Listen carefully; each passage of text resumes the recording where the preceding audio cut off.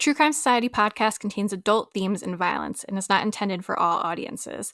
Listener discretion is advised. And if you'd like to skip the intro or move to any specific part of the podcast, please refer to the timestamps listed in the episode description. Thank you.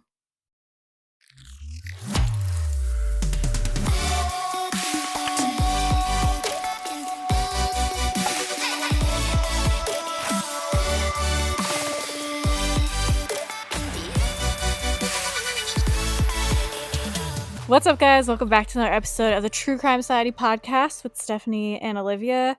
It is September 19th for us here in the US right now, 2024. If we just heard a nice kookaburra over in Australia in the future, he is ready for us to get into this episode. He's got a lot of thoughts. He's like, outshining Pete. Stop talking, get on with it. Yeah, he's like, I don't want to hear the chat. But we're actually not going to chat too much because one, we're recording like two regular episodes right now. So, well, this one is kind of like the normal one because I was going to say it's going to come out later, but we also think it's going to be a long episode because we're talking about Asha Degree today, which is a case that a lot of people have requested over the years. A lot of people have really followed this case for a long time. It's very mysterious. I guess you could say it was a cold case essentially for a while. Yeah, Not that they ever gave up on it. 24 years old now, Yeah, it just didn't really seem to ever go anywhere. But lately, it's been in the news again because it seems like there's some stuff going on and there's new information coming out. So we figured it would be a good time to do the episode because not everyone knows the story, or it's been for so long that sometimes you forget the story, or some people know about it vaguely. And if you're going to follow the updates, you got to know the whole story. When we first started posting about the updates that were happening in this case on our Instagram, people were writing things like, this is one case I never thought would be solved. This is up there with kind of Maura Murray and the kind of more infamous early 2000s true crime cases. So it's heartening to see that maybe there will be some resolution. It seems like they are definitely making progress, which we'll get into towards the end because we'll go through it chronologically. But a case that is unexpectedly having some developments. Yeah, and I think we've talked about before, it's nice to see that with all the advances in technology, that since evidence and stuff is preserved, as long as they were able to maybe get some DNA type evidence or things back in the day and preserve it, as science advances, they're able to run new tests on that stuff. So hopefully more and more older cases and cold cases will get solved this way. That seems like what is kind of pointing them in a new direction with this case. Yeah, absolutely. And I feel like they've gotten lucky too because there seems to have been a whole bunch of stuff still available for them to seize in these new developments, which we'll elaborate more on. But they've been, like, it's not like, they went and the site is gone, for example, like it's been knocked down or demolished. They were able to still, seems like, gather things that may help the investigation. Only this past week, so more than 24 and a half years later, they have seemingly gotten very lucky. Crazy. Yeah. All right, so we'll just get right on into it for maybe the first time ever in our lives. Missing person, her name's Asha Degree. Asha Degree was 9 years old when she vanished. Detectives say witnesses told them they saw her pulled into a green car like this. Investigators say she had no contact with her family, no footprints on social media, or listed genealogy profile. And the search warrants say, based on those findings, investigators believe Asha Degree was a victim of homicide with her body concealed. We need to investigate that. The warrants point to this moment, 1 year after Asha disappeared, as a key factor. Construction workers in Burke County found trash bags with Asha's clothes inside. They say a hair sample from Asha's undershirt matched the DNA of a 13-year-old daughter of the suspects Roy Lee Dedman and Connie Elliott Dedman. Owners of several properties searched by federal and state agents last week. The warrants say the other DNA found in the bag belongs to a man who was a resident of this rest home in Vail, owned by the Dedmans. Warrants say employees here told investigators they were told that Roy Lee Dedman would send his 16 to 17-year-old daughter to transport patients. The warrants went on to say that due to the age of Dedman's daughters at the time that Asha disappeared, Adult assistance from Roy and Connie Dedman would have been necessary in the execution and or concealment of the crime. Asha Degree was 9 years old when she went missing from Shelby, North Carolina, and this was on February 14th, 2000. Asha was born on August 5th, 1990, to Harold and Aquila Degree. Her parents had been married on Valentine's Day in 1988, which is weird because that's when she went missing also. Their wedding anniversary was the anniversary of her going missing. They also had another child, a son named O'Brien. He was born in 1989, so he was 1 year older than her. The family lived in a house on Oakcrest Drive in Shelby. So I have seen some articles report that they live in an apartment. I've looked up the address. It looks like a house to me, but I'm assuming maybe it was split into separate apartments, units. So like if you're wondering, like it doesn't really matter. I just wanted to kind of clarify in case you thought they lived in it. It's definitely not a high-rise apartment complex. It's like a single-story house that may be split up into separate family units. Yeah. So Shelby is a city in Cleveland County in North Carolina, and the population was 21,918 at the 2020 census. The 2022 crime rate in Shelby, North Carolina is 370, which is 1.5 times higher than the U.S. average, and it was higher than 92.5% of U.S. cities, so I guess it could be a dangerous area. And obviously that's a 2022 data, so it's quite a while after this happened, but it's hard to find reliable data from 2002, but it kind of gives you a general picture of the area and how it has developed over time as well. In 2000, Harold worked as a dock loader at the time, and Aquila worked for a piano manufacturer. We also read that Harold had multiple jobs and would do shift work, so he didn't always have like a set schedule. Sometimes he worked late, sometimes he worked early, could work overnight, so he just had varying hours, it seemed. The kids, they would let themselves in when they got home after school and were told to behave and do their homework while their parents were at work.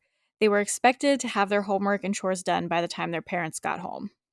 Aquila said that their life was very family-oriented and they focused on school and church. They didn't have a computer in their home, and the children didn't socialize much outside of their close family circle. Aquila said in a 2013 interview, "Every time you turned on the TV, there was some pedophile who had lured somebody's child away via the internet." So just like saying basically why they didn't have a computer. And it's also kind of preempting questions about Aisha's motives for leaving. Did she meet someone online? So that's why, it kind of seems like a random fact to throw in, but that basically they're reiterating that she wouldn't have had any way to have met someone. Yeah. Aquila said that Asha was a well-behaved and reliable child who was cautious and shy. She was content to stay within the limits that her parents had set for her. Her mother said she was scared to death of dogs. I never thought she would go out of the house. And not even just scared, like scared to death, as in terrified. Some kids are a little bit wary of dogs, but it seems like Asha was so terrified that she wouldn't go anywhere without her parents. Well, they didn't think that she would go anywhere without them anyway. Yeah. In 2000, Asha was in 4th grade at Fallston Elementary School, and on Friday, February 11th, the schools were closed that day, but Harold and Aquila still had to work, so Asha and her brother O'Brien spent the day at their aunt's house. Later in the day, they both had basketball practice at the school.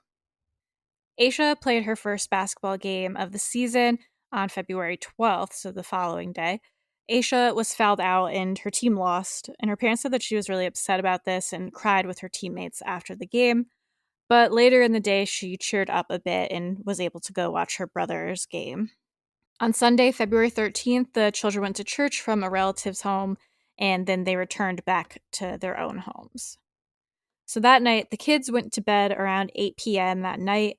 They shared a bedroom, and nothing was said to be amiss, nothing strange going on. And then at 9 p.m. that night, the power went out in the neighborhood from a car accident. That happens sometimes if Hit a pole or something. I mean, if they hit a pole, or maybe they have to turn off the power for whatever reason. So the power came back on around 12:30 a.m., and this would bring us to Monday, February 14th. There's some varying information here, which is kind of inevitable with this case considering how long it's been and how long ago it happened. But we believe that Harold worked the night of February 13th, so like the 13th going into the 14th. And most reports say that he got home around midnight. So it'd be midnight of the 14th. Harold said that he went and checked on the kids and said they were both asleep in their beds. He said he checked on them again before he went to bed at 2:30 a.m.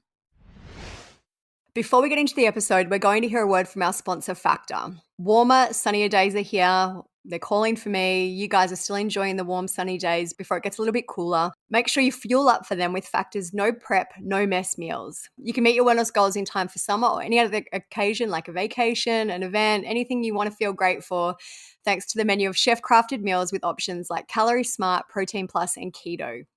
Factor's fresh, never frozen meals are dietitian approved and are ready to eat in just 2 minutes, which is so handy. So no matter how busy you are, you'll always have time to enjoy nutritious, great tasting meals. Make today the day you kickstart a new healthy routine. What are you waiting for? With 35 different meals and more than 60 add-ons to choose from every week, you'll always have new flavors to explore.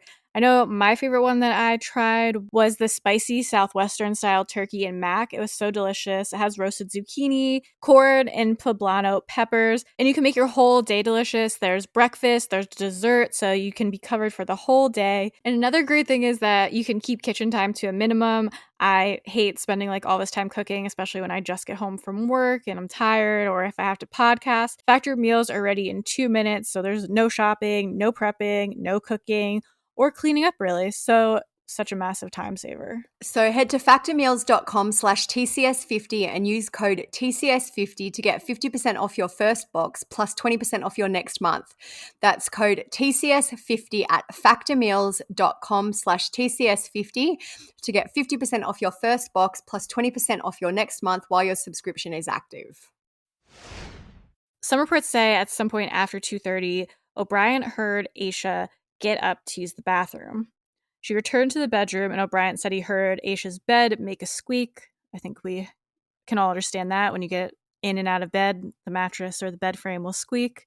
He said that he assumed that she was moving and getting comfortable and didn't look to see what was happening, so it didn't seem strange to him. But Asha was not asleep. She actually got out of bed, got her book bag and her Tweety Bird purse, which she had previously packed with clothes and personal items, and walked out of the house. The Tweety Bird purse gets me. So I'm just like, so innocent. It's so horrible that she packed a sweet little purse to go and... I know. I feel like I had a Tweety Bird purse. After she left the house, both a passing truck driver and motorist would later tell authorities that they saw Asha between 3:45 and 4:15 a.m., walking south along Highway 18. They both said Asha was wearing a white long-sleeved shirt and white pants. So I feel like it's pretty believable that it probably was her, considering the circumstances in the story, and they both saw her wearing the same thing. So it's not like one person maybe saw something, but the fact they have two confirmed people, consistent same outfit, yeah. So I think that's pretty promising. The motorist said that he turned his car around because he thought that it was strange for such a small child to be out by herself at that hour. He circled the area 3 times, and it seems like she probably got spooked by this, and she ran into the woods and vanished. That night, it was very rainy and stormy, so obviously not great conditions to be out in the woods. Law enforcement would later say they thought both of these sightings were credible. County Sheriff Dan Crawford said, "We're pretty sure it was her because the descriptions they gave are consistent with what we know she was wearing." He added that they also saw her at the same place heading in the same direction. Aquila woke up at 5:45 a.m. on February 14th and ran a bath for the kids. They'd been unable to bathe the night before due to that power outage. So she went into the kids' bedrooms to wake them up before their alarm, which was set for 6:30, but only O'Brien was in the room. Aquila initially thought Asha must have woken up early, so she started searching around the house, the vehicles, the property, but she was nowhere to be found. Aquila told Harold what was happening, and he suggested that Asha may have gone to his mother's home because it was just across the street. So Aquila called over there and was told that Asha wasn't there either. She said, "That's when I went into panic mode. I heard a car next door, I put shoes on and ran outside." She called her mother, who told her to call the police. Police arrived at the home by 6:40 a.m., and the sheriff arrived a few minutes after that. They asked Harold and Aquila for photos of Asha. Police also used canines early to track where Asha had gone, and according to a Jet magazine article, Aquila said the dogs were unable to find anything but her own scent. Aquila said she was walking through the neighborhood screaming for Asha, and the whole neighborhood was woken up by this around 7 a.m., and a lot of friends and family canceled their plans for the day to help search for Asha. All that was found during the first day of the search was a mitten, which didn't belong to Asha. Aquila said that no winter clothing was missing from their home. Local media jumped on the story, and this prompted the 2 drivers that we mentioned earlier to report their sightings of Asha to the police. It seems like the police took this pretty seriously, I guess, combined it with her age of being just 9 years old, which, like, obviously they should have, but it's good that the search started literally minutes after her mother discovered that she was missing. They brought in all the stuff on the first day, conducted a pretty intensive Yeah. search. I'm glad that they just didn't say, oh, she'll turn up. It seems like they She's took a it pretty runaway. seriously. Yeah, straight away. Yes, that is definitely a positive. On February 15th, so the next day, candy wrappers were found in a shed at an upholstery business near where Asha ran into the woods. Debbie Turner, who's the owner of the property, said that she found the items next to a tractor. A white Atlanta 1996 Olympics pencil, a green marker, and a Mickey Mouse yellow hair bow were also found. These items were identified as belonging to Asha. Asha's basketball team had been given treat bags with candy for Valentine's Day, and it's believed that is what the wrappers came from. Really makes me sad hearing, like, the little Tweety Bird bag and the Mickey Mouse bow, and, like, these are the things she, like, thought to pack. The sheriff said, "What the pencil tells me is there's renewed hope now that we know she left the road. The pencil is unique to her, and her parents told my detectives that the items belong to her. It's great news, even if it's only a couple of items. Without question, it's a boost to the morale of the dedicated officers and volunteers who have searched and researched, and most importantly, the family." So there are some photos online showing where the items were found in the shed. Not anything overly compelling. It's kind of exactly what you'd imagine of like a dirt ground in an old big farm tractor. And it looks And kind of like just a a lot of trash in the messy, background. yeah, a messy shed with stuff everywhere. Garage. It's actually kind of lucky that she noticed these few small belongings. Like, I guess, I would notice if I found stuff like that in my garage, for example, but it's not like a neat, orderly shed where things are kept for a reason. It's just kind of where they store a whole bunch of stuff. Yeah. It also just looks like a place where how frequently were they really going in there? Mm. So, like you said, good they noticed it. Debbie would later say she didn't think the items would help the investigation until police went to her property on February 17th and asked to search it. Debbie said, "I know that the stuff shouldn't have been there, but we live so far south from where the girl lived that I never thought it might be hers. I just hope this helps find her, and I'm happy that it gives hope to everyone looking for her." Yeah, so good that she even thought to call it in. Mm. Also found in the shed was a photo of an unidentified girl. This part's so strange. Oh, no. There's been a lot of discussion online about who this girl is, and to this day, she's never been identified. So it's just a photo of Looks kind of like a school photo. Like the kid like another little black girl school photo where they have you fold your arms on the table and smile. She looks kind of dressed up and very neat. Like it's not a candid photo. It was taken at a school or some type of something like that. Yeah. When I first, because I kind of forgot about this part of the story, I was wondering if, like, maybe, I don't know if I should say this for the end, but it just made me think, like, why does she have this picture? Like, did this person that maybe lured her out, like, give her this picture, trying to be like, oh, this is like your sister or something, trying to trick her in that sense of like, this is your real family? Some Because theories it's I've not read her. is that maybe she had some type of pen pal, because her parents have said she had no access to the internet. So the only other way that she could have met someone maybe would be via a pen pal, which probably was more of a thing back then. So maybe she thought she was corresponding with this child when someone else really lured her out. I don't know. That's true too. So Aisha's family didn't recognize the photo either, or the girl in the photo, and despite the picture being shared widely by news outlets, no one has ever come forward to identify the girl in the photo or where this photo came from. The sheriff said that detectives showed the picture to the family and they didn't recognize the girl, and neither did anyone at Falston School. He said, "Right now, we are not sure who it is a picture of or where it came from. The FBI has entered it into evidence." And obviously that quote is back from 2000 when this happened. But as of 2024, she still isn't identified, I don't believe. That, like, I was reading on Reddit, there's still a bunch of discussions about this, subreddits. Like, as far as I'm aware and as far as I can tell, no one has ever identified this child, which is crazy in this day and age.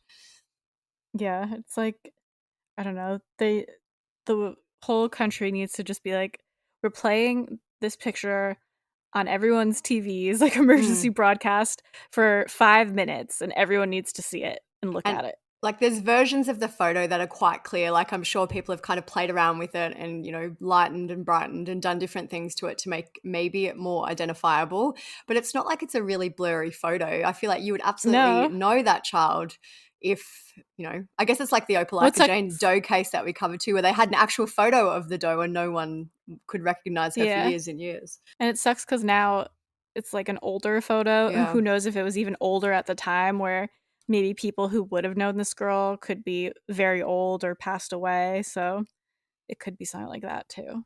So after Asha vanished, police took inventory of what was missing from her home, and they discovered that she had taken blue jeans with a red stripe and a white long sleeve shirt with a black pair of overalls. I always think it's interesting when it's like they surveyed the house to figure out what was missing. Would I be able to remember like what's missing? Yeah, I wouldn't even know, like for my kids, if this was a scenario that I was in, maybe if it was something that they wore all the time, but like Yeah. I would have no way to inventory every single item of clothing that they have. I guess when in situations like this, you usually assume the person or kid or whoever is going to take their more favorite things. So maybe that's kind of how people realize. And my kids do have things. Like I would say they wear 10% of their wardrobe 90% of the time. So I guess, you could kind of do a process of elimination like that. But Yeah. Sheriff Crawford said that after detectives interviewed Asha's classmates at Fallston Elementary School, police think she may even have had some money in her purse. He said Asha showed a few dollars to classmates on the last day that she was at school. it's so heartbreaking. Like she was obviously proud of a few dollars. Maybe she thought that she would be able to go and do whatever she was planning to do, meet up with this child in the photo, whatever her plans were, we don't know. But it's so heartbreaking that she showed the, few dollars to these other kids. And like I get that's a lot of money when you're 9, and especially a lot of money back in 2000. So it's just heartbreaking and so innocent and naive. Yeah, I'm just like, did she really not tell anyone, like another little kid, anything? But I get it, they're like little kids, so yeah. Just like, what did she say? The search for Asha was called off a week after she disappeared. The weather in the area at this time was said to be torrential rains and harsh wind with frigid temperatures. So, I mean, a week seems fairly soon to call off the search, but maybe the weather played into that decision. And it does seem like they did a pretty decent search right away. So maybe they're just calling it off in that area. So just for an example of like around that time, the morning that she went missing, the temperatures were only like 45 degrees Fahrenheit at 2:51 a.m. and by 4:51 a.m. it was 53. So I mean it was pretty cold out. Then the wind, especially, it got up to like 10 miles per hour, which isn't crazy windy, but still pretty blustery. But there was wind gusts around 4:50 a.m., which is when I think they said they saw her maybe on the highway around 4 a.m. So around 4:50 a.m. there was wind gusts up to 23 miles per hour. So like we were saying, just not great weather to be for a little child to be outside, anyone to be outside. So police said at the time that they'd spent 9,000 man hours looking for Asha and that all of their leads had been investigated. The Cleveland County Deputy Fire Marshal said, "We searched that area so thoroughly, we feel like she's not there." Police also said they received 300 leads by that point, but none of them were really viable. The sheriff said, "We've never really had that first good substantial lead." The Star reported that 60 to 70 volunteers worked from sunup to sundown looking for even a cent, only to turn up nothing. Ikula said, "I'm so thankful to those who have looked all day for Asha, but I just want my baby home. I just want my baby back home with me." And just to interject quickly too, where they talk about the scent, they didn't even find the scent because the weather hampered the use of dogs and things like that in terms of looking for Asha because, and I'm not using the right terminology, but basically I'm just trying to explain how it works, is that the rain and the wind can lessen the potency of a scent. I was listening to another podcast about this case and they likened it to kind of chewing gum. And then, as you chew gum over time, it lessens, the flavor lessens. So it's makes sense. kind of washes the same it away and dilutes it almost. Like I know I'm not using the right scientific terminology, but that is basically what happens if it's not obviously the strongest the scent will be is right after the person was last there. And if there's wind, if there's rain, all of those things lessen the ability for them to find the scent. Yeah. The FBI and North Carolina's SBI got involved in the case in the month that Asha went missing. Investigators said they believed Asha had planned and prepared to leave for several days before she vanished. This observation was based on what Asha had taken with her, some of her favorite belongings and clothes. One SBI agent said, "She's not your typical runaway." According to a spokesperson from the National Center for Missing and Exploited Children, most runaways are at least 12 years old. The FBI said that most children run away due to an issue such as a tumultuous home life or poor performance at school, and Asha was not said to be experiencing any of those issues.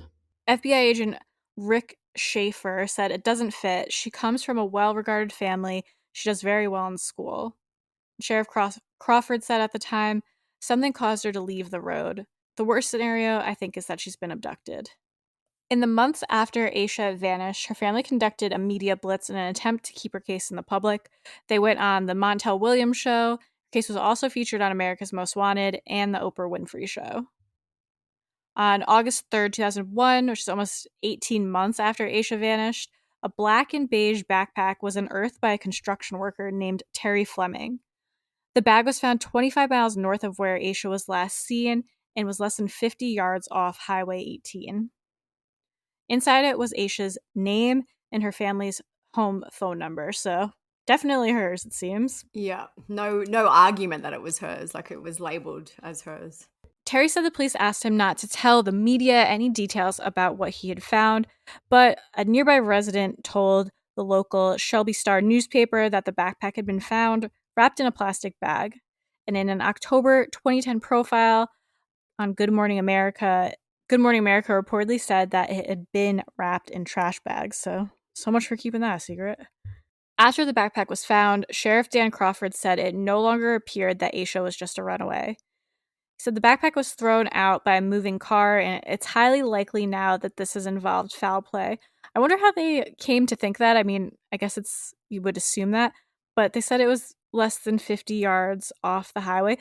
Like, if I'm throwing a little kid's backpack out on a moving car, it's not going further than 5 feet. Like, and even when they think it moved, maybe, or when they say unearthed, that to me kind of indicates it was buried in the brush. I don't know. Like I could see it both ways. Maybe they threw it and it got covered by, stuff like leaves or whatever. I don't know. Like, but unearthed to me sounds like it was dug up while they were doing this construction and someone had purposely buried it. But then also wrapping it in garbage bags, like they'd preserve the bag. I feel like, I don't know. It's a very unusual way for it to be found. Yeah, maybe just, I don't know what kind of area it is. Maybe just looked like trash and blew around a little. I guess maybe it could have just been and like put in trash bags in an attempt for people just to think it was trash so no one would look in it. Yeah. The backpack was sent to the FBI for further testing. And jumping ahead slightly, just because it fits in the story best here, but some of the backpack's contents were made public in 2018, and this was like really interesting. But the bag held a Dr. Seuss book called McElligot's Pool, which is from Asha's library, but it also had a New Kids on the Block concert t-shirt that her mother said didn't belong to her. So where did this shirt come from? And that the book was from the school, which leads me to believe Asha probably put it in the backpack. Yeah, so I don't know, maybe someone had given her this t-shirt. Like, we obviously we don't know why she had it in her backpack, but it's very interesting that her mother is adamant the shirt didn't belong to Asha. It does look like maybe an adult shirt. Looks a bit big. Yeah, you can't really tell what size in the picture. I was thinking maybe wherever she was taken, or maybe that's a shirt they gave the potential abductor, whatever, gave her to wear and then was like disposing of it as evidence. I don't know. Strange. Investigators have not said whether DNA or other testing had yielded any significant results at that time. So the search for Asha continued as the years went on, but all of the leads turned out to be dead ends. The FBI did release an age-progressed photo of her in 2005, and they placed the photo on 28 vehicles which belonged to North Carolina Waste and Water Company. So those vehicles were driving around out in the public, and that was kind of in an attempt to raise awareness about her case. Harold and Aquila also established a scholarship in Asha's name for local students, and they also hosted an annual walk to raise awareness and money to keep the search for their daughter ongoing. So they've been in the media throughout the years. They've done things to keep the story as much as they can in the public. In 2013, Aquila spoke to the media outlet Jet, and she said that her daughter's disappearance had not gotten as much media attention over the years as some other missing children because Asha was Black. She said, missing white children get more attention and I don't understand why. I know if you ask them, they will say it's not racial. And she said, oh, really? I'm not going to argue because I have common sense.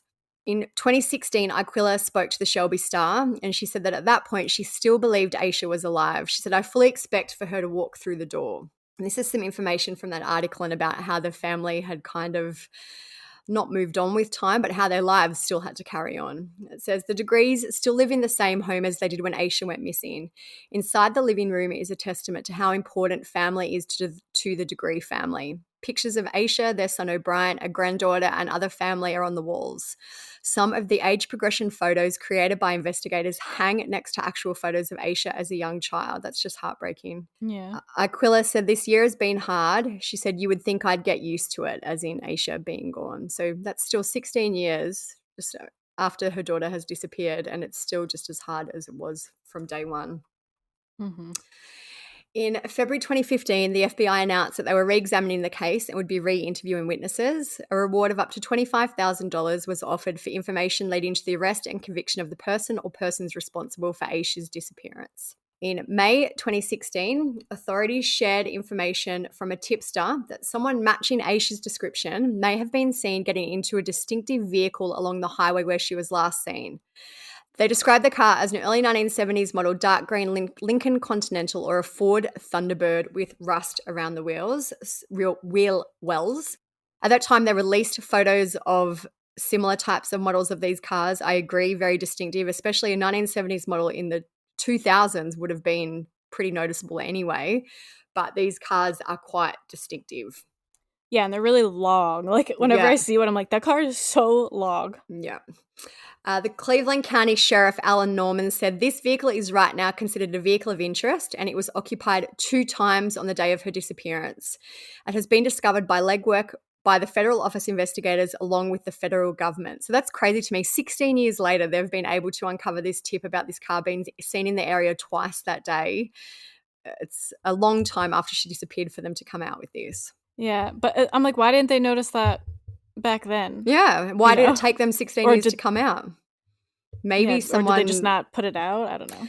Yeah, I don't know. Like I've seen other cases where people are like, I didn't bring it up because I didn't think it was important. Now that I think about it, this has always played on my mind. So maybe it was something along those lines. And like when they're asked about it again, they're like, well, now that you're asking. Or even like, they might have spoken to someone and they're like, I always thought that was weird. And they're like, why don't you call it in? It's like that type of scenario.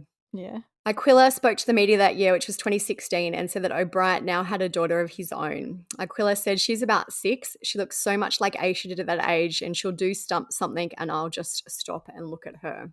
In September 2017, the FBI announced that its Child Abduction Rapid Deployment, or CARD team, was in Cleveland County to assist in the investigation and to provide on-the-ground investigative, technical, behavioral analysis and analytical support to find out more about what happened to Asha. The team worked alongside the FBI, the Sheriff's Office, and the North Carolina SBI for 10 days. The agencies also meet ongoing, they said, several times a month to go over the latest in the investigation. It said that in September 2017, local agents and investigators conducted approximately 300 interviews. So again, 17 years after Asha disappeared, and there's still such a high level of investigation in the case. Mm-hmm. In November 2020, an inmate named Marcus Mellon, who had been convicted of sex crimes against children 6 years earlier, wrote a letter to the Shelby Star claiming that Asha was murdered and he knew where to find her. So police and the Sheriff's Office obviously looked into this, but in February 2021, they told the media that these claims led to more dead ends. So I feel like there was a lot of media attention about this at the time. There always is when someone claims to know something, like even in the John Bonet case, where the guy in Thailand spoke about, like things like that. Anytime someone claims to know, it kind of stirs the pot up and creates a lot of media focus. They're always liars. Yeah, always.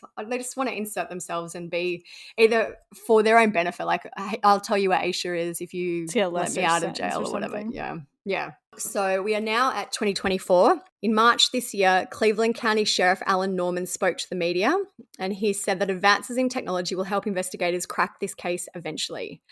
He said, "We actually have things that aid us now that we didn't have 24 months ago, much less 24 years ago."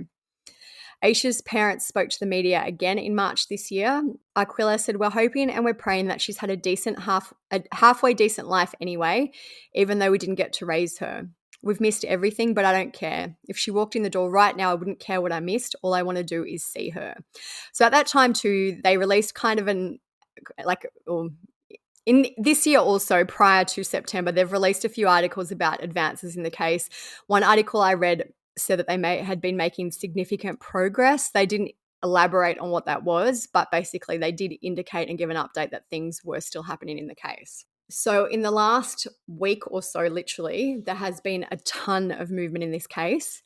We're now at September 19th. On September 10 and 11, so not even 2 weeks ago, 2024, police carried out searches at a home in Cherryville Road in Shelby. Search warrants were obtained, quote, based on physical evidence directly connected to Aisha's disappearance. So at the time, it wasn't immediately clear what the police and investigators were looking for.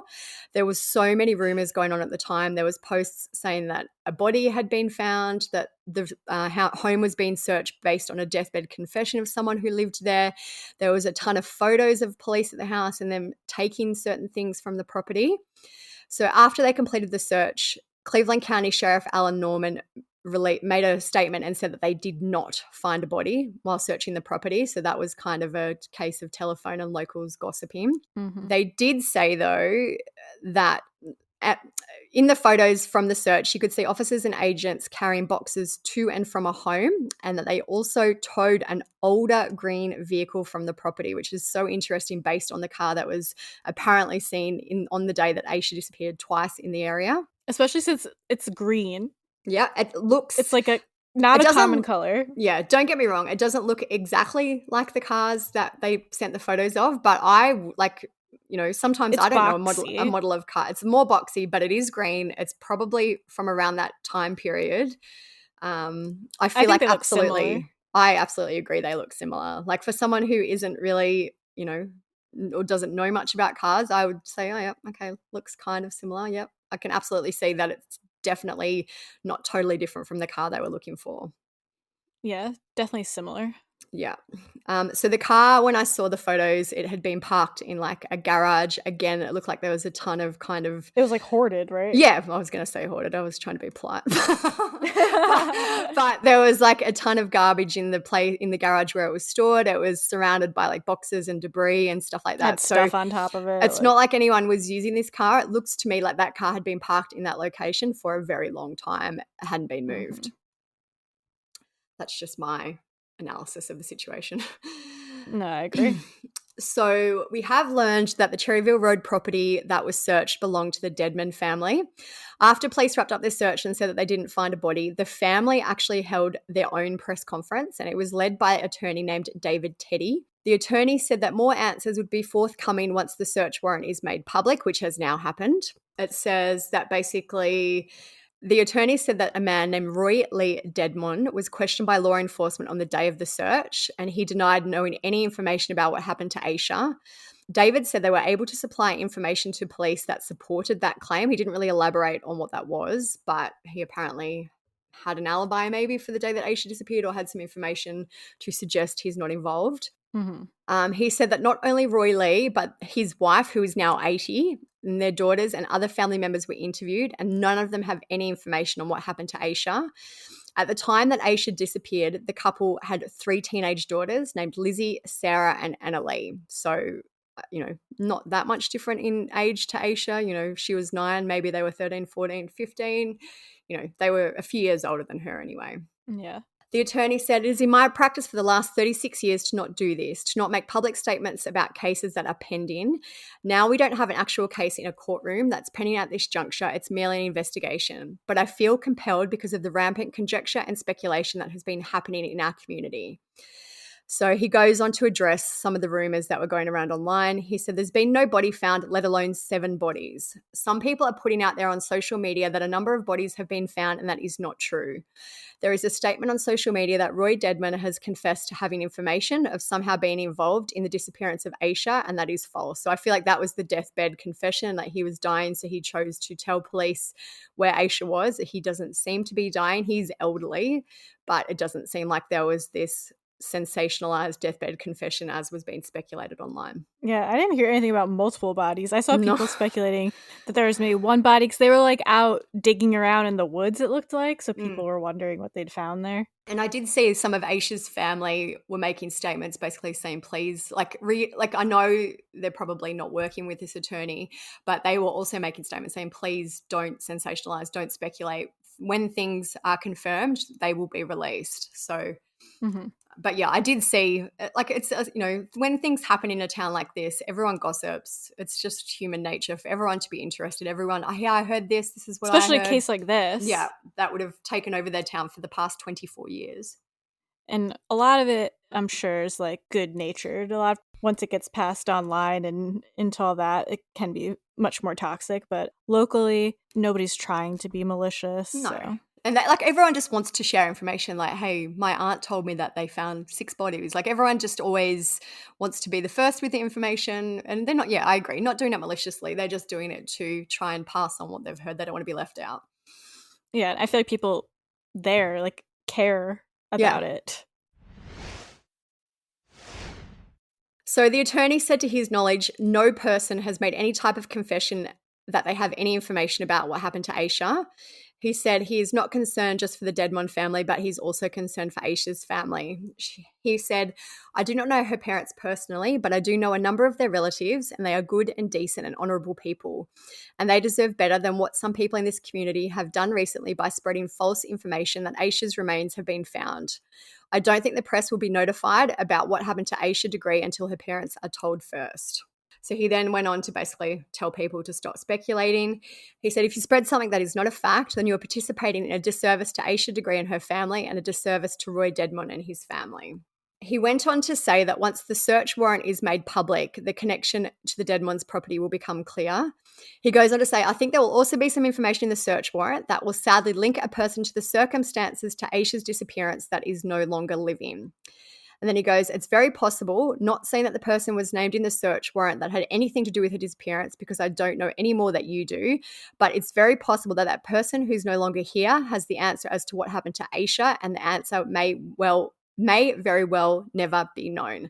So quite a wordy statement. Talking in circles. Yeah, quite a wordy statement, not really saying much, but basically he's indicating that from what he knew at the time in the search warrant, there was someone else and that person is now dead, which is very convenient for the Dedmon family, but that person is now deceased, and he is insinuating that that person may have information. So at the time, we didn't have the search document. We had no idea who he was talking about or, where this was going to go. But since then, they have released the search warrants. We've got them on the blog if you want to read them. They're dozens and dozens of pages long. The main information as a summary from them is that authorities now believe Asha was a victim of a homicide, which is not really new news. They said at the time after they found her backpack that she was no longer just a runaway. I'm assuming that homicide was probably the main theory in terms of her case anyway. They said the Dedmons, who we mentioned, were subject to a search warrant because of familial DNA found from a hair strand on Asha's undershirt, which came back to their daughter. They also said they executed additional search warrants in Vale and Charlotte. So this Cherryville Road property wasn't the only place that they searched at the time. They did search some additional areas as well. In the probable cause affidavit for each document, it says Asha Degree was seen being pulled into a 1970s green Lincoln Thunderbird or similar vehicle. It also goes on to give some more information about the backpack that was found. It says a construction crew working in the area located the evidence double bagged in black garbage bags and turned it over to the Cleveland Sheriff's Office, and noted that some of the items were identified as belonging to Asha Degree and other items not belonging to Asha. So then it goes on that the items were sent for analysis, and the genealogical data narrowed the samples down to 2 individuals, one belonging to a man named Russell Bradley Underhill and another belonging to a family member who was one of the daughters of Roy and Connie Dedmon. So they are the Cherryville Road property owners where the house was searched and where the car was taken from. And at the time that Aisha went missing, they also owned a facility called the Northbrook Rest Home. It says, this is a quote from the affidavit. It says, laboratory analysis of collected DNA samples indicated the likelihood that the hair stem sample of Asha Degree's undershirt is a person genetically identical to the DNA standard collected from Annalee Dedmon.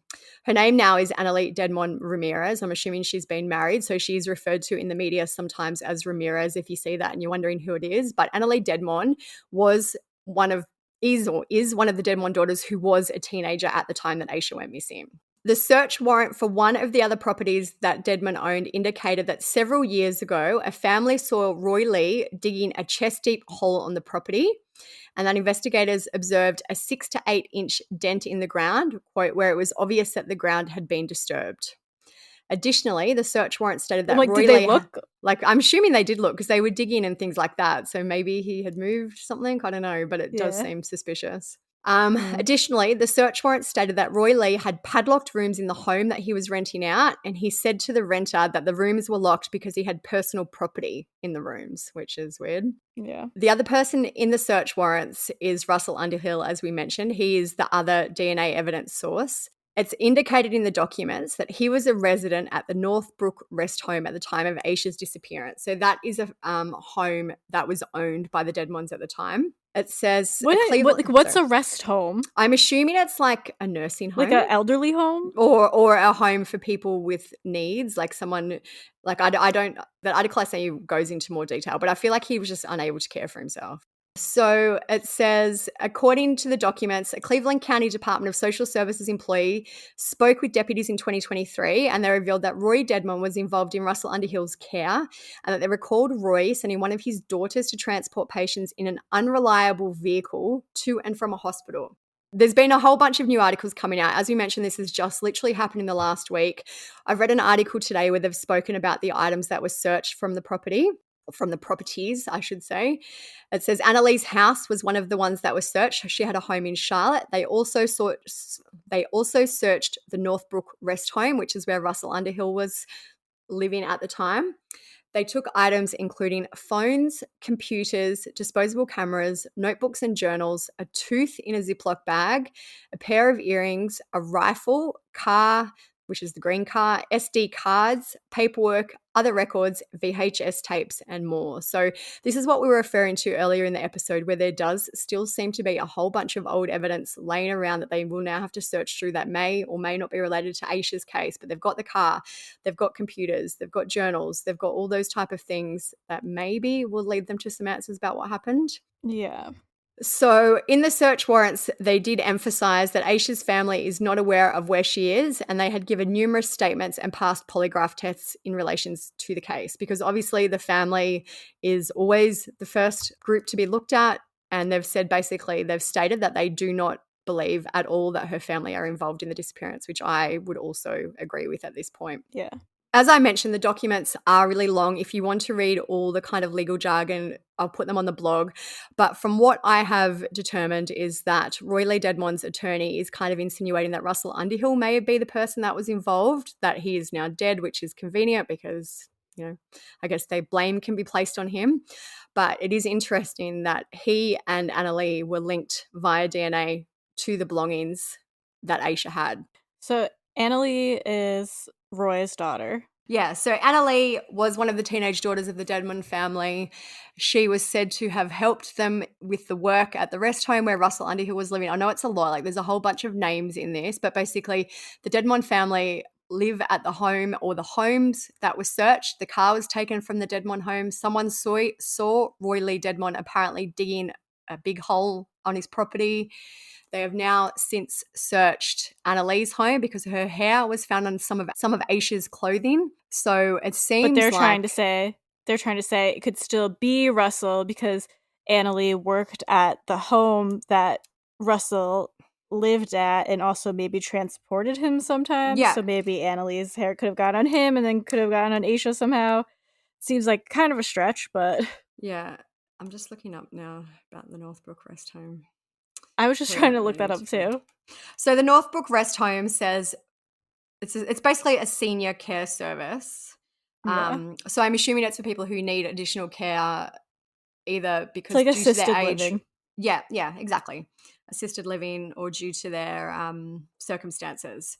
It is a very fast moving case at the moment. We have tried to kind of summarize the search warrant documents.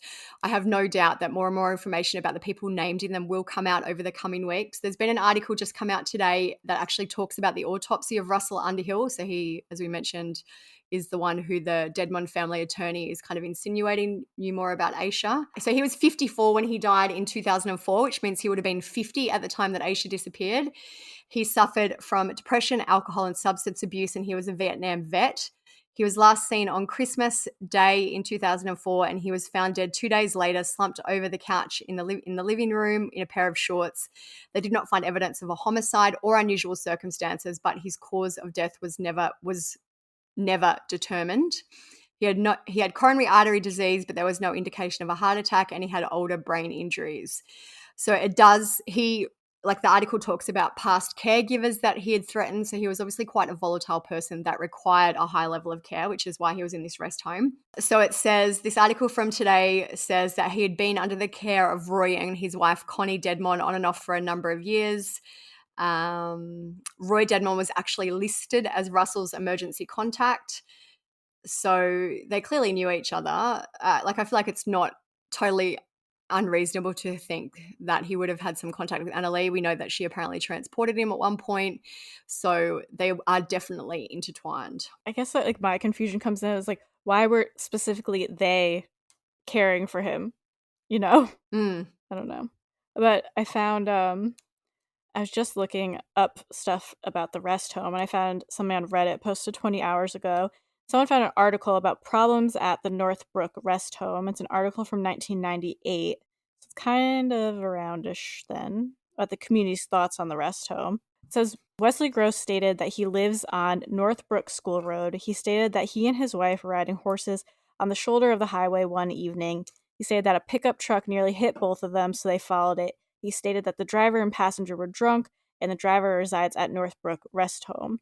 He stated that this vehicle is unregistered, the driver didn't have a license, and there was not insurance on the vehicle. He stated that residents from the facility come to their homes asking to use the telephone.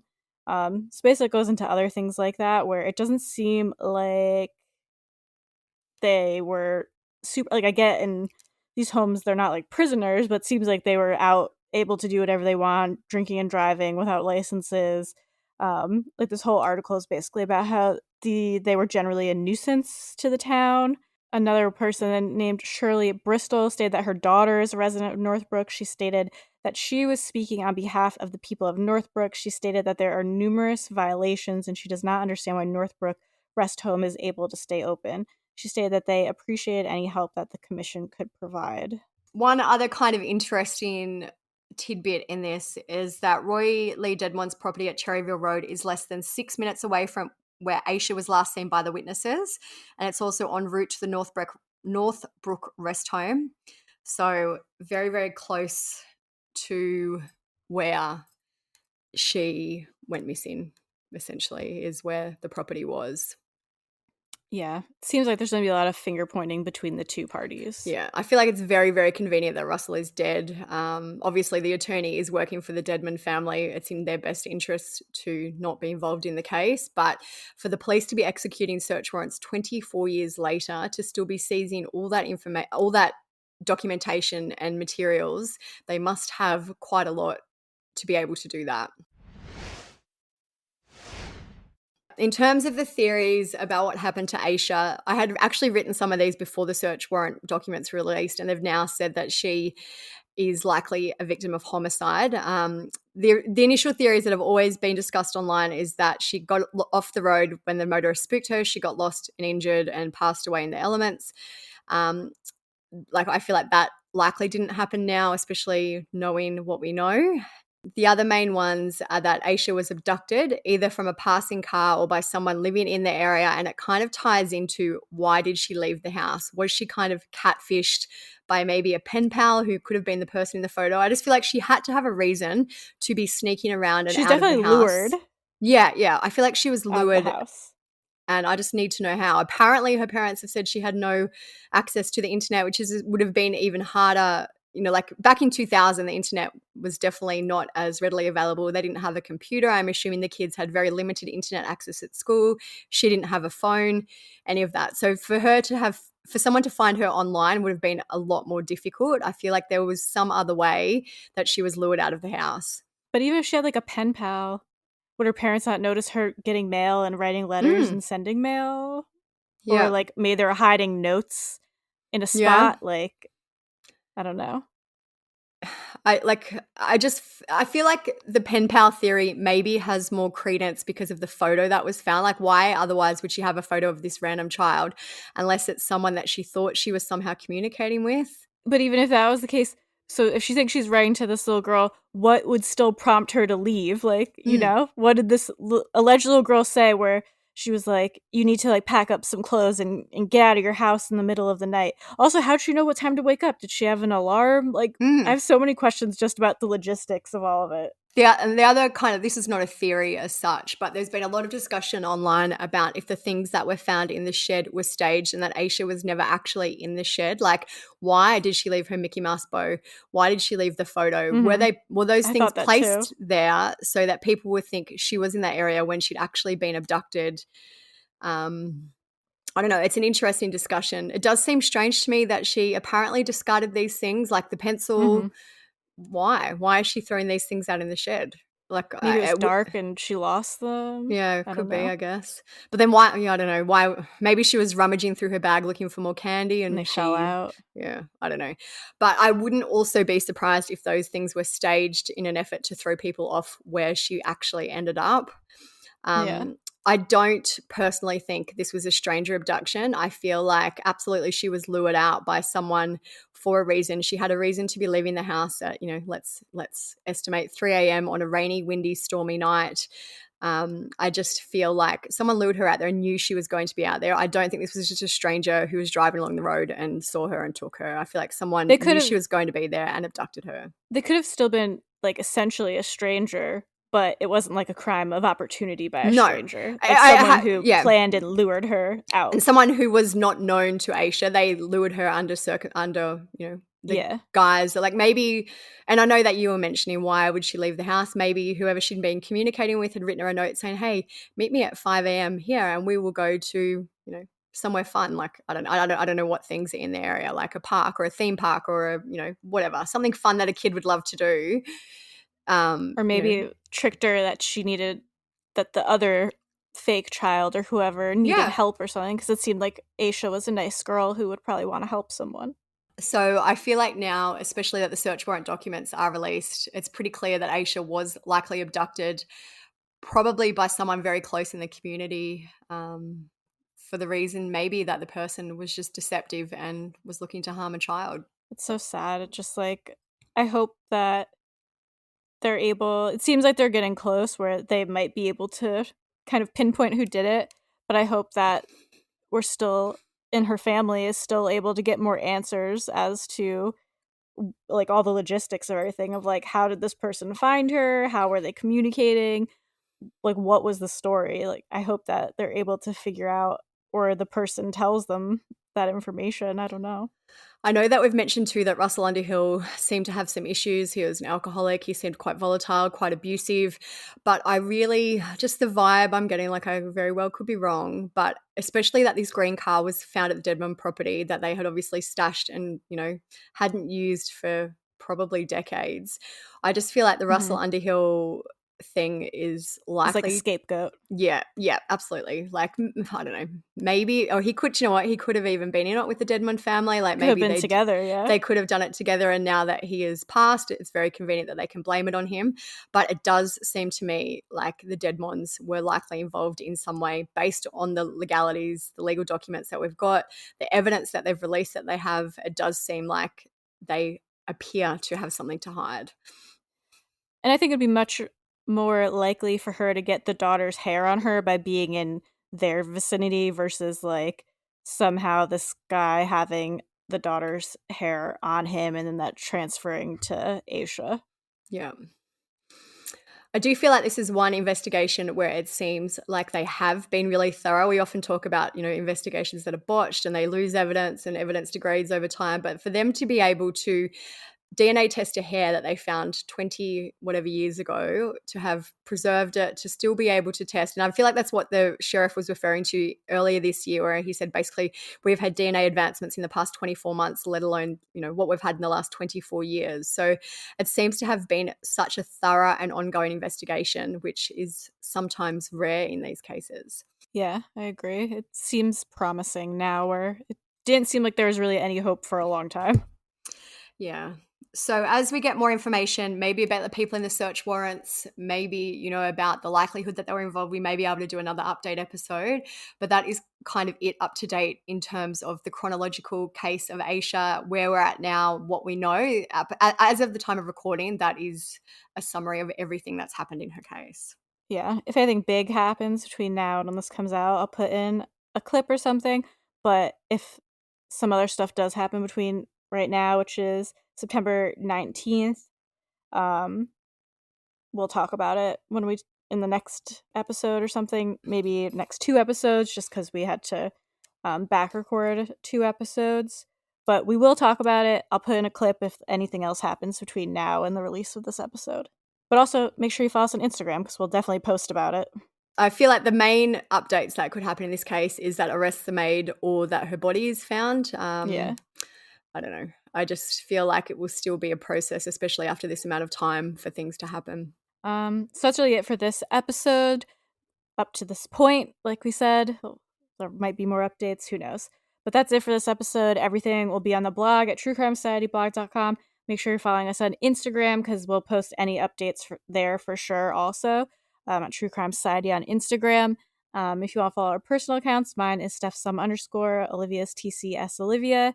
We're also on Patreon now, so you can listen to any of the episodes ad-free, and we also release the regular episodes a day earlier, and there's an additional weekly bonus episode. So if you subscribe to Patreon, you'll essentially be getting 2 episodes a week without ads, and we have some little community chats on there as well, which are nice. So check us out on there. And all the usual stuff, if you could just share the podcast either with some friends or to your Instagram stories to help get the word out. It's a big help to us. And obviously, leave us some positive reviews and nice comments. Someone left a review saying that they appreciated me talking about my toilet situation, because they never knew that about toilets. So I'm glad my suffering has helped someone. I'm always happy to help. But yeah, that is it for this episode. Thank you guys for listening. Stay safe out there. Peace out.